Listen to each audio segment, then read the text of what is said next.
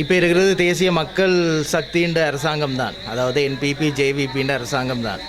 இனியும் வந்து இந்த ஜேபியில் இந்த முறை தேர்ந்தெடுக்கப்பட்ட பாராளுமன்ற உறுப்பினர்கள் சும்மா களவிஜயம் என்று இந்த ஊர்களுக்கு போய் வேலை இல்லை. அந்த மக்கள் வந்து பாதிக்கப்பட்டிருக்கணும். அந்த மக்கள் வந்து இந்த முறை வெள்ளத்தால் கணக்கு பேர் பாதிக்கப்பட்டிருக்கணும்.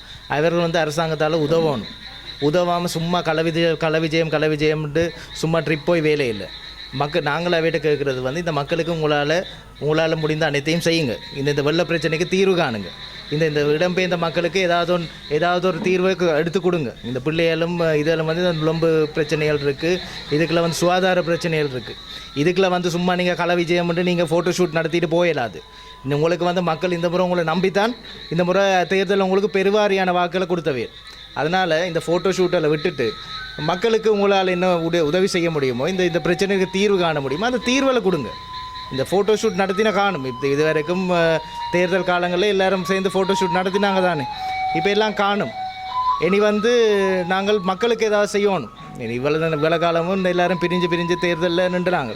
எங்களோட கட்சியில் முடிஞ்ச வரை உதவியில் நாங்கள் செஞ்சோன்ட்ருக்கிறோம். அரசாங்கத்துக்கு தான் முழு கஜானா இருக்குது. இந்த மக்களுக்கு வந்து உதவி செய்யணும். சும்மா இனியும் வந்து நாங்கள் ஃபோட்டோ ஷூட்டில் விட்டுட்டு மக்களுக்கு ஏதாவது இந்த பிரச்சனைகளுக்கு தீர்வு காணுங்கன்ற இதை வந்து நாங்கள் கேட்டுக்கொள்கிறோம்.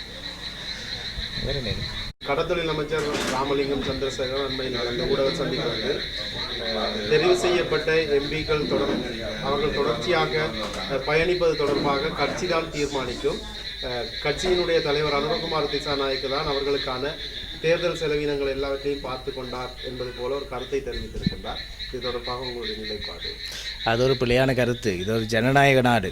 இதில் வந்து மக்கள் வந்து தங்களுக்கு விருப்பமானவர்களுக்கு வந்து ஆணை கொடுத்துருக்கிறோம்.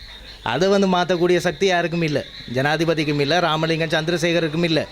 அவையல் வந்து தங்களுக்கு ஜனநாயகம் என்னென்னு முதல்ல புரிஞ்சு கொள்ளணும். அவையல் வந்து ஜனநாயக கோட்பாடுகளுக்கு அப்பாற்பட்டவர். அவையல் வந்து இவ்வளோ காலம் என்ன செஞ்ச வேண்டும் எல்லாருக்கும் தெரியும்.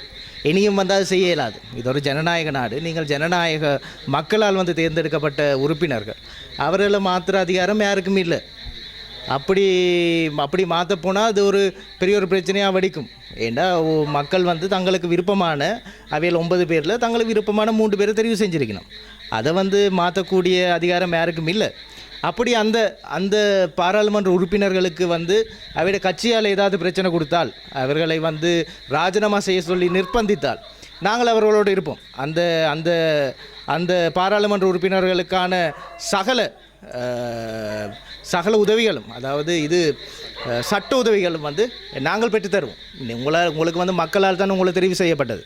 ராமலிங்கம் சந்திரசேகருக்கு இங்கே வாக்கில்லை, அவர் இங்கே பிறக்கவும் இல்லை. அவர் வந்து இங்கே யாழ்ப்பாணத்தில் யார் பாராளுமன்ற உறுப்பினராக இருக்கோன்னு அவருக்கு வந்து தீர்மானிக்க இயலாது. 5 வருஷத்துக்கு மக்கள் வந்து நாங்களும் போட்டியிட்டோம். எங்களை மக்கள் வந்து இந்த முறை நிராகரிச்சிட்டோம். ஆனால் வந்து மக்கள் அங்கீகரித்தவர்களை வந்து பாதுகாக்கிற பொறுப்பும் எங்கள்கிட்ட இருக்குது.